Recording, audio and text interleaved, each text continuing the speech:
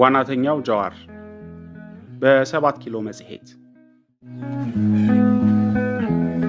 ጥቅምት 2001 ዓ.ም ከፍተኛ በራስ መተማመን የሚታይበት የ23 ዓመት ወጣት ኦሮሞ ብሔረተኛ የኦሮሞ ብሔርተኝነትን የፖለቲካ ንቅናቄ ከ40 ዓመታት በላይ የመራውና አቅሙ ተዳክሞ ሳይቀር መንፈሳዊ ልዕልናውን ያጣውን የኦሮሞ ነጻነት ግንባርን በግሩም ቋንቋና ባልተለመደ ቀጥተኝነት ያለ ምህረትና ያለ ማመንታት በመተቸት ለኢትዮጵያ ፖለቲካ ራሱን አስተዋወቀ። ወጣቱ የድርጅቱን የውስጥ ክፍፍል፣ የአመራር ችግር፣ የፖለቲካና የወታደራዊ ድል ማጣት ከደረደረ በኋላ የግንባሩን መሞት አወጀ። የኦሮሞ ብሔርተኝነትን ተቋማዊ ንጉስ አንገቱን ቀላው። ጽሑፉ በኦሮሞ ብሔረተኞች ዘንድ ብቻ ሳይሆን በፓን ኢትዮጵያውያንም ዘንድ ትዝታ ፈጠረ፣ አንጫጫ። ታዋቂው ፈላስፋ መሳይ ከበደ ለጽሑፉ መልስ ሰጠ። ወጣቱ ጊዜ ሳያባክን ምላሹን ወረወረ። ክርክሩ የኢትዮጵያውያን ኢንተርኔት መነጋገሪያ ሆነ። የትዊተር አራዶች እንደሚሉት ኢንተርኔቱን ሰበረው። ጃዋር ሲራጅ መሐመድ ብጉር ከማውጣቱ በፊት ፖለቲካን ሲያደንቅ የኖረ ቢሆንም በዚህ ጽሑፉና ከመሳይ ከበደ ጋር ባደረገው ክርክር የአደባባይ ሰው ሆኖ ተወለደ። ነገር ግን ከዚህም በላይ ጃዋርን ያፈመመው ምርጫ 2002ን በሚመለከት በአልጀዚራ ከኢትዮጵያ መንግስት ቱባ ሰውዬ አቶ በረከት ስምዖን በተቃራኒ ሆኖ ባደረገው ክርክር ባሳየው ብቃት ነው። የመንግስት ደጋፊዎች ሳይቀሩ የ24 ዓመቱ ጎረምሳ አቶ በረከትን በዝረራ እንደረታ ላለመመስከር አልተቻላቸውም። Hello and welcome to the program. I'm Mike Hanna. A landslide victory for Ethiopia's ruling party and its allies. Together they've won 99.6 of parliamentary seats in Sunday's election. The victory means Prime Minister Meles Zenawi and his Revolutionary Democratic Front party will have been in power for almost 25 years by the time of the next scheduled election. Thousands of Zenawi supporters were on the streets of the capital Addis Ababa to celebrate the victory. The opposition parties, though, insist the vote was fraudulent, and some have called for the elections to be rerun. But, importantly, the defeated parties say they will not call for the mass public protests that followed the last election in 2005, in which Zenawi was also declared the winner after early results had favoured the opposition. A clear reluctance to repeat a period in which at least 200 people were killed and tens of thousands arrested. Within hours of the polls closing in this election, Meles Zenawi had already claimed victory and called on all inside and outside the country to accept the result peacefully. Joining us today to talk more about this in Addis Ababa, we have Simon Bereket, Minister of Government Communications. Jawar Mohamed is an independent researcher and regular commentator on Ethiopian affairs. He joins us from Washington, D.C. At the grassroots levels, using the media by all the political parties. All the contending parties have used 500 plus hours of airtime offered by the public media. For the first time in Ethiopian history, the government has financed the parties to be competitive enough to send their messages across. This is a reality in Ethiopia. So we have had 9 televised debates that took place between the ruling party and the opposition parties. What can one do? Well, let's go to Jawar Mohamed in Washington, D.C. And 99% in favor of the ruling party and its allies. That is an absolute landslide, Jawar Mohamed. Well, I think this is really an embarrassing result for the ruling party, and Prime Minister Meles Zenawi has lost the little credibility he has, because this kind of result can be registered only under election conducted by dictators like Castro and Saddam Hussein, and I don't know how the Prime Minister can justify this. In fact, the Western and other allies of the Prime Minister will have a very difficult time explaining their continuous support for this kind of behavior. Elections to be meaningful, we need to have opposition parties that are competitive enough. And competitive enough means the government has to facilitate conditions that are good for the opposition, and the government has to nurture the opposition. And what the government has done in the last 5 years has been a complete contradiction of this reality.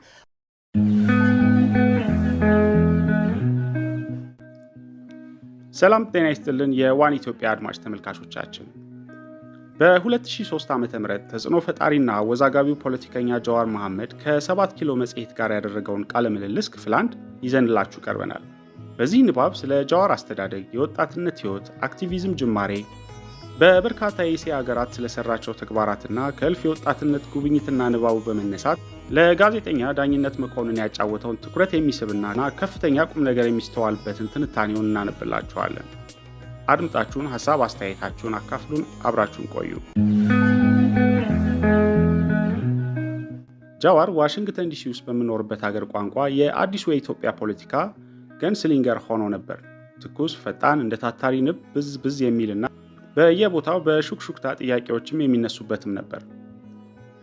ጠርጣራ ኢትዮጵያዊ ብሔረተኞች የዚህ ልጅ ፍላጎት ምንድነው ሲሉ፣ ፓን ኢትዮጵያኒስቶች በተስፋ ልጁ የኦሮሞ ኦባማ ሊሆን ይችላል ሲሉ፣ የኦሮሞ ብሔረተኞች ደግሞ ጃዋር ከጠላቶቻችን ጋር ብዙ ያመቻመቸ ነውን እያሉ ሁሉም በየቦታው መላምት ይወረውራል።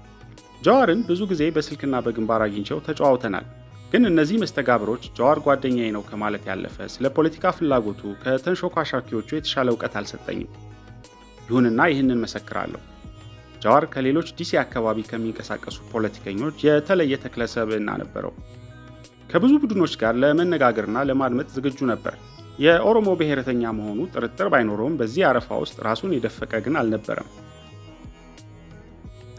ከዚያ ዲሲ ለቆ መኖሪያውን በሚኒሶታና ኒውዮርክ እያፈራረቀ አደረገ። የግራጁዌት ስኩል ፍጋትንና ጠንካራ የፖለቲካ እንቅስቃሴን አጣመረ። እንደ ብዙ ኢትዮጵያውያን ይህን ጃዋር የተከታተልኩት ከሩቅ በሶሻል ሚዲያ ነው። አንዳንድ ማህበራዊ ሳይንቲስቶች ዲጂታል ዱዋሊዝም የተባለ ሐሳብን ያስተጋባሉ። በዚህ ሐሳብ መሰረት የሰዎች የኦንላይን እና የኦፍላይን ተክለሰብና የተለያየ ሊሆን ይችላል። አንዳንዶቻችን በዲጂታል ዓለም ያዙ ይልቀቁኝ ባይ ሙርጃ ለስላሽ ጽንፈኞች ወይም አብሬሲቭ ነን። ኦፍላይን ባለ መስተጋብር ግን በተቃራኒው ለስላሶችና አመቻማቾች እንሆናለን። ምሁራኑ ለዚህ ዱዋሊዝም የተለያዩ መንስኤዎችን ያቀርባሉ። መንስኤዎቹ ምንም ይሁኑ ምንም ዲጂታል ተክለሰብዕናን በክህደት ባይሆንም በጥርጣሬ መመልከት ይበጃል ብዬ በሶሻል ሚዲያ የማውቀውን ጃዋር በተመለከተ አጠቃላይ የግምገማ ፍርድ ልሰጥ አልቸኮልኩም። ነገር ግን አንድ ነገር ግልጽ ነበር። የሶሻል ሚዲያው ጃዋር ዲሲ በአካል ካገኘሁት ጃዋር በተለየ በራሱ አይዲዮሎጂ ሰፈር አይዲዮሎጂካል ኢንክሌቭ የከተመ ነው። ይሄኛው የሜንጫው ጃዋር አወዛጋቢ የሚለውን ቃል እንኳን በሚገባ አይገልጸውም። ይሁንና ጃዋር የእርሱ ብቻ ሆኖ በሌሎች ዘንድ ስምና ዝናው ቢያቆለቁሉም የፖለቲካ ኃይሉ ወይም ፓወር ግን በእጅጉ ጨምሯል። ባለፉት 3 ዓመታት በኦሮሞና በኢትዮጵያ ፖለቲካ ከመንግስት መዋቅር ውጪ የጃዋርን ያህል ኃይለ ገናኔ ያገኘ የለም።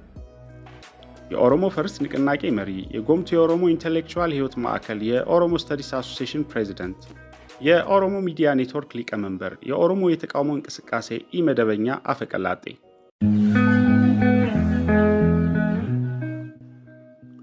ጃዋርን የ7 ኪሎ ፊት ለፊት ተጋባዥ ላደርገው ስወስንም ይህንኑ በኢትዮጵያ ፖለቲካ ያለውን ጉልህ ቦታና ሚና ግምት ውስጥ በማስገባት ነው። ባለፉት 3 ወራት ጃዋርን 2 ጊዜ በስልክ አግኝቸው ከ4 ሰዓት በላይ የቆየ ቃለ ምልልስ አድርጌያለሁ። የልጅነት ታሪኩም ይሁን የአሁኑ የፖለቲካ ተሳትፎ ለማወቅ ጉጉት የሚያጭር ነው። ከጃዋር ጋራ በብዙ ሐሳቦች አልስማማም። የእርሱ ፖለቲካ የእኔ ፖለቲካ አይደለም፣ የእርሱ እሴት የእኔ እሴት አይደለም። ይሁንና ሲያወራ እጅግ ቀልብ የሚስብ ብዙ ያነበበና ያሰላሰለ ለዓላማው ጽናት ያለው ለተቀናቃኞች የሚያስቸግር ለወዳጅ የቤት ሥራ የሆነ ሰው መሆኑን መካድ አይቻልም። በእነዚህ 2 ቃለ ምልልሶች ጃዋር አንዳንዴ አስቆጥቶኛል፣ አንዳንዴ አስደምሞኛል፣ አንዳንዴም አስቆኛል። ሳልጠይቅ ያለፍኳቸው ብዙ ጥያቄዎች አሉ። ተጨማሪ 10 ሰዓት ቢሰጠኝ እንኳን የሚበቃኝ አይመስለኝም። ቃለ ምልልሱን ከድምፅ ወደ ጽሑፍ መልሼ ሳነበው ወይኔ እዚህ ጋር ሸወደኝ ያልኩባቸው በርካታ ቦታዎች አሉ። ጽሑፉን ያነበቡ የ7 ኪሎ ጓደኞቼ አንዱ ኧረ ይሄ ሰውዬ ጭልጥ ብሎ የፍራንሲስ ፉኩያማ ተከታይ ፉኩያሚስት ሆነ ሲል፣ ሌላው እንዴ ሰውየው ኤድመንድ በርከንን መመጥለጥ ጀመረ እንዴ ሲል፣ ሌላው ደግሞ አቤት ወገብ አቤት መተጣጠፍ ሲል ፈገግ አደረገኝ። ከጥያቄዎቼ አንዱ መለስን ትመስላለህ የሚል ስለነበር አንባቢዎቼ ይህን ቃለ ምልልስ ኮምኩማችሁ ስለ ጃዋር ከ7 ኪሎ ጓዶቼ የተሻለ የተጨበጠ መረጃ እንደምታገኙ ተስፋ አደርጋለሁ። ይኸው ዳኝነት መኮንን። ልጅነትና ፖለቲካ። ስለተወለድክበትና የልጅነት ዘመን ስላሳለፍክበት ስለ ድሙጋ እስቲ ትንሽ አውጋኝ። በእርግጥ ድሙጋ ያደግኩበትና ራሴን ያወቅኩበት ከተማ ነው። በቅርቡ እናቴ እዚህ መታ ስትነግረኝ የተወለድኩት ቤተሰቦቼ ይኖሩበት ከነበረ ዲማ ከሚባል ስፍራ ነው። ሰኞ ገበያ የሚባል ቦታ ነው። ቤተሰቦቿ ጋር ሄዳ ወለደችኝ። ከዚያ በኋላ ወደ ጥሙጋ መጣን እና እዚያው አደግኩ። በአርሲና የሐረርጌ ድንበር አካባቢ የምትገኝ ትንሽ ከተማ ነች። ድሮ የኦነግ ወታደራዊ ንቅናቄ ካምፕም በአካባቢው ነበር። የኢኮኖሚ እንቅስቃሴዋ ቡና ነው። በጣም ብዙ ውሃ አለ በአካባቢው። ከደጋ አርሲ የሚመጡ ወደ 27 የሚሆኑ ወንዞች አሉ። ትልልቅ የመንግስት የቡና እርሻዎች አሉ። የተለያየ አይነትና ቅይጥ የሆነ ባህል የሚታይባት ከተማ ነች። ከኦሮሞ ጎሳዎች ውስጥ ከነምሳ ቀነንዴ የሚመጡት የአፈንቀሎ ጎሳዎች በብዛት አሉ። በአካባቢው ደግሞ የአርሲና የኢቱ ጎሳዎች አሉ። ከሰላሌ ከሸዋ የመጡ የእናቴ ዘመዶችና ወደዛ ፈልሰው ያሉ አሉ። አማራዎች አሉ። ኤርትራውያን ሁሉ ያሉባትና በብዙ ባህሎች ስብጥር የተዋበች ከተማ ነበረች ያኔ እኔ ሳድግ። ጥሙጋ እስከ ስንተኛ ክፍል ተማርክ? ጥሙጋ 7 ጨርሼ ወደ 8 ሲሻገር ወደ አሰላ ተዛወርኩ። ከዚያ በኋላ አሰላ 2 ዓመት ተማርኩ። 8ኛ ክፍል እያለሁ ከትምህርት ቤት ተባረሬ ነበር። በምን ተባረርክ? የፖለቲካ ሱስ ነዋ። እዚያ ያለው ሰልፍ አስወጣውባቸው። በእነዚህ ሰዎች ላይ እዚያ ያለው የሆነ እንዲህ አይነት እንቅስቃሴ ተጀምሮ ነበር። በማሳደሚ ምክንያት 8ኛ ክፍልን እንዳለ ዘግተው ሁላችንንም ከትምህርት ቤት አባረሩን። የተዘጋው ታህሳስ ወር ላይ ይመስለኛል። ከዚያ እኔ ወደ አሰላ መጣውና መማር ጀመርኩ። ለመጀመሪያ ጊዜ ተማሪዎችን አሰልፌ ፖሊስ ጣቢያ የተወሰድኩት የ6ኛ ክፍል ተማሪ ያለው ነበር። 8ኛ ክፍል ላይ ስደርስ አንድ የኦህዴድ የምስረታ በዓል ነበር። በዚያ በዓል ላይ እኛ የኦነግን መዝሙር ዘመርን እና በዚያው ተባረርን። ይሄ እንግዲህ በ1992 ወይም 93 ዓመተ ምህረት መሆኑ ነው። የአሰላ ቆይታና የፖለቲካ ተሳትፎ ምን ይመስል ነበር? ስለ አሰላስ የሚሰማህ ምንድን ነው? ጥሙጋ ማለት ትንሿ ድሬዳዋ ማለት ናት። ብዙ አይነት ሰው ያለባት፣ የኢኮኖሚ እንቅስቃሴዋ የተጋጋለ፣ አኗኗሩም ሞቅ ያለ ነው። አሰላ ስትመጣ በተቃራኒው ቀዝቃዛ ነው። አሰላም እንደ ጥሙጋ የባህል ስብጥር የሚታይባት ከተማ ናት። ይሁን እንጂ ማህበረሰቡ ወግ አጥባቂ ነው። እኛ ደግሞ ስንናገር ምላሳችንን ለቀቅ ይላል። በአኗኗር ደግሞ ሰብሰብ ብለህ በጨዋ መኖር አለብህ። ከዚያ ጋራ መዋሃድ መጀመሪያ ላይ ስደርስ ፈተና ሆኖብኝ ነበር። እኛ ጋር እንዲህ እርሶ የሚባል ነገር የለም፣ አንቱ የሚባል ነገር የለም። ማንም ይሁን ማን ሁሉም አንተ ነው። እና አንድ ጊዜ ክፍል ውስጥ የሂሳብ አስተማሪ ሂሳብ እየሰራ ያለ የስሌት ስህተት ይፈጥራል። ቲቸር እዚህ ጋር ተሳስተሃል አልኩት። ዞሮ ማንን ነው የምትለው? ከዚህ ከኔ ጀርባ ሌላ ሰው አለ እንዴ እያለ ይጠይቀኛል። ከዚያ እኔ አንተን እኮ ነው የምልህ ስለው ጆሮዬን ይዞ ዳይሬክተሩ ጋር ወሰደኝ። ከዚያ ዳይሬክተሩ በምን ተጣላችሁ ብሎ ሲጠይቀኝ እኔ ምን አውቃለሁ ሂሳብ ስሌት ላይ ተሳስተሃል ስለው ብዬ ሳልጨርስ ዳይሬክተሩ በሳቅ ሞተ። ዳይሬክተሩ ሀሮማያ ስለተማረ ባደኩበት ባህል ውስጥ አንቱታ እንደሌለ ያውቃል። ከዚያ በኋላ አንቱ የሚለው ምላሴን ወፈር ማድረግ ጀመርኩ። እርሱ እንደ ተግዳሮት ነበር። 8ኛ ክፍል ካቶሊክ ትምህርት ቤት ነው የተማርኩት። ከዚያ በፊት በኦርቶዶክስ ቤተክርስቲያን የሰንበት ትምህርት ማር ነበር ከእናቴ ቤተሰቦችና ዘመዶች ጋር። ለእኔ በጣም ደስ የሚልና ለየት ያለ ነበር ያኔ። በአጠቃላይ 8ኛ ክፍል የነበረኝ ጊዜ ደስ የሚል ነበር። 9ኛ ክፍል እንደገባው ደብቄ የተቀመጡት ፖለቲካ እንደገና አገረሸብኝ። ማደራጀት ጀመርን። የምማርበት ትምህርት ቤት ጭላሎ ነበር። ፖለቲካው ሳይጀምር የተማሪዎች ክበብ በሚባለው ውስጥ መሳተፍ ጀምሬ ነበር። በማህበራዊና ባህላዊ ጉዳዮች ላይ ተማሪዎችን ማነቃቃትና ማደራጀት ላይ ተሳትፎ አደርግ ነበር። ከዚያ በባሌ ደን ጉዳይ ላይ ተቃውሞ እንዲሰማ አደረግን። ትልቅ ሰልፍ ተደረገ። እዚያ ያሉት የአስተዳደር አካላት ማስጠንቀቂያ ሰጡኝ። ሲረዱኝ የነበሩ ሰዎች አሁንም ከዚህ ከተባረርክ አስቸጋሪ ነው የሚሆነው፣ ስለዚህ ትምህርት ቤቱን ልቀቅና ወደ አዳማ ሂድ ተባልኩ። አዳማ ሄድኩ። እዚያ 10ኛ ክፍል ገባሁ። 10ኛ ጨርሼ ወደ 11ኛ እንዳለፍኩ ነው ወደ ሲንጋፖር የመጣሁት። አዳማም በጣም በተማሪዎች እንቅስቃሴ በአጠቃላይ በምስራቅ ሸዋና በምዕራብ ሐረርጌ እና በአርሲ አካባቢ በውስጥ በመንቀሳቀስ አደራጅ ነበር። በፖለቲካ ብቻ ሳይሆን በባህል ጉዳይ ላይ መሰረተ ትምህርት በማስፋፋት ጉዳዮች ላይ ተሳተፍ ነበር። አዳማ ያለው በስፋት አክቲቪስት የነበርኩት አዳማ ነው ማለት ይቻላል። ወደ ሲንጋፖር የሚያስጉዝህን ስኮላርሺፕ እንዴት አገኘህ? የሲንጋፖር ቆይታህስ እንዴት ነበር? ዩናይትድ ወርልድ ኮሌጅ የሚባል የትምህርት ተቋም አለ። ያኔ እኔ ሲሄድ 10 ትምህርት ቤቶች ነበሩት። ይኸው ኮሌጅ ከየሀገሩ ተማሪዎችን እያመጣ ያስተምራል። እንደ ፕሪፓራቶሪ አይነት ነገር ነው። 11ኛና 12ኛ ክፍል ያስተምራሉ፣ ግን ተጨማሪ አድቫንስድ ኮርስም ይሰጣል። 10ኛ ክፍል ጨርሰው ጥሩ ነጥብ ያላቸው ልጆችና በትምህርት ቤት ውስጥም በአመራር ደረጃ አክቲቭ ከሆኑ ተማሪዎች ውስጥ አንዳንድ ተማሪ እጩ አድርጋችሁ አቅርቡ ይባላል። የመንግስት ትምህርት ቤቶች ዳይሬክተሩና መምህራን እጩ አድርገው ያቀርባሉ። ከዚያ ከሁሉም ትምህርት ቤቶች የተሰባሰቡ ተማሪዎች ተወዳድረው ይጣራና የመጨረሻዎቹ 25 ተጠራን። ይሄን ዩናይትድ ወርልድ ኮሌጅ እና ሪቻርድ ፓንክረስት እና ሪታ ፓንክረስት የሚያስተዳድሩት ነው። አዲስ አበባ ውስጥ የሚታወቅ ድርጅት ነው። 25ቱ ተማሪዎች ለኢንተርቪው ቀረብን። የጽሑፍ ፈተና ነበር። እኔ ፈጽሞ የማልፍ አልመሰለኝም ነበር። እንግሊዘኛ አልችልም ነበር።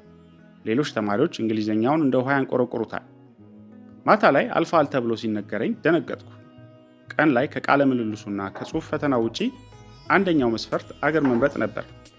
አሜሪካ፣ ኢንግላንድ፣ ጣሊያን፣ ኖርዌይ እና ካናዳ። እኔ ግን ከ1 እስከ 7 ካሉት አማራጮች አይቼ መጨረሻ ላይ ያለውን ሲንጋፖርን መረጥኩ። ለምን? አየህ፣ ጥሙጋ ያለው እንግሊዘኛ ለማወቅ ከፍተኛ ፍላጎት ነበረኝ። በጊዜው ምንም አይነት የእንግሊዘኛ ጋዜጣ አልነበረም። ዕቃ የሚጠቀለልበት ጋዜጣ ብቻ ነበር። ስትሬት ታይምስ የሚባል ባለቀለም ጋዜጣ አግኝቼ ሳነብ ሲንጋፖር የሚል አይቼ ነበር። እኔ ሲንጋፖር በዚያ ሰዓት ኤዥያ ውስጥ ያለች መሆኗን አላውቅም ነበር። አውሮፓ ውስጥ ያለች ከተማ ናት ብዬ አስብ ነበር። ከዚያ ሲንጋፖርን ካርታ ላይ ማፈላለግ ጀመርኩ። በዚያ ወቅት ሳርስ የሚባል በሽታ ተነስቶ ነበር። የሚያውቁኝ ሰዎች የወፍ በሽታ ያለበት ሀገር አትሄድም ለመሞት አሉኝ። ይሁን እንጂ ከሲንጋፖር ጉዞ አልቀረውም። ሲንጋፖር ሄጄ 2 ዓመት ተማርኩ። የባህል ልዩነቱ ድንጋጤ ምን ይመስል ነበር? ከብዙ ሀገራት የመጣን 17 ተማሪዎች ነበርን። የባህል ልዩነቱ እጅግ ሰፊ ነበር። ከዚያ በተጨማሪ ከሀገሩ ሰው ከኛ ጋር አይማርም። አስተማሪዎች ደግሞ አብረውን አይኖሩም። በዚህም የተነሳ ድንጋጤው ከባድ ነበር። ትምህርቱ በጣም ከፍ ያለና ደረጃውን የጠበቀ ነበር። የቀለም ትምህርት ብቻ ሳይሆን ተግባራዊ ትምህርትም እንማራለን። በተለይ ስለ ባህል ሴንሲቲቪቲ፣ ስለ ባህል ግጭት ማኔጅመንት ብዙ ነገር ትማራለህ። ጥሩ የለውጥ ጊዜ ነበር። በዚያ ላይ የራስህን ቋንቋ ለመማር ይፈቀድልሃል። እንዲያውም እሱን የበለጠ እንድታዳብረው ትበረታታለህ። እኔ እዚያ አፋን ኦሮሞን ነበር የተማርኩት። ለመጀመሪያ ጊዜ አፋን ኦሮሞን የተማርኩት እኔ ነኝ። ያም በራሱ የሚያጓጓና የሚመስጥ ተግዳሮት ነበር። ያኔ ዓለም አቀፍ አክቲቪዝም ውስጥ የአካባቢ ጥበቃ ጉዳይ ውስጥ ለምሳሌ የስሪላንካን ግጭት በመሸምገል የወጣቶች ተነሳሽነት ውስጥ እሳተፍ ነበር። ወደ ቤልጅየም ሄጄ ክላሽ ኦፍ ሲቪላይዜሽን አይነት በስደተኛውና በነባሩ መካከል ያለውን ግጭት የማጥራትና የመሸምገል ኮንፈረንስ የማዘጋጀት እድል ነበረኝ። እንዲሁም ካናዳ በስረቀዬ ወይም ኢንዲጂኒየስ ህዝብና በሌላው ማህበረሰብ መካከል ያለውን በተለያዩ ሀገሮች በካምቦዲያ፣ በላኦስ እና በሌሎችም ሀገሮች በብዛት ተጉዤ ነበር። ያ ወቅት ለኔ በጣም የለውጥ የሚባል ጊዜ ነበር። ወደ ብዙ ሀገሮች እሄድ ነበር። ማሌዥያ እዛው በር ላይ ስለሆነ በየ2 ሳምንቱ እሄድ ነበር። ታይላንድ እንሄዳለን፣ ህንድና ኔፓል ጭምር እሄድ ነበር። ከዚያ ውጪ አውሮፓ፣ ኔዘርላንድስ ለኮንፈረንስ ሄጄ ነበር። ካናዳም እንዲሁ። የወጣቶች ተነሳሽነት አስተባባሪ ሆኜ ኮሎምቢያ ዩኒቨርሲቲ ሄጄ ነበር። ኤዥያ ውስጥ ግን የቀረኝ ሀገር ያለ አይመስለኝም። የተከበራችሁ የ1-ኢትዮጵያ ሚዲያ አድማጭ ተመልካቾቻችን በክፍል 1 ይዘንላችሁ የቀረብነው ጃዋር መሐመድ ከ7 ኪሎ መጽሔት ጋር ከዓመታት በፊት ያደረገው ቃለ ምልልስ የተከታተላችሁትን ይመስላል። እንደወደዳችሁ ተስፋ እናደርጋለን። ቻናላችን ሰብስክራይብ በማድረግ ቤተሰብ ይሁኑ። በክፍል 2 ዳግም እንገናኛለን። መልካም ጊዜ።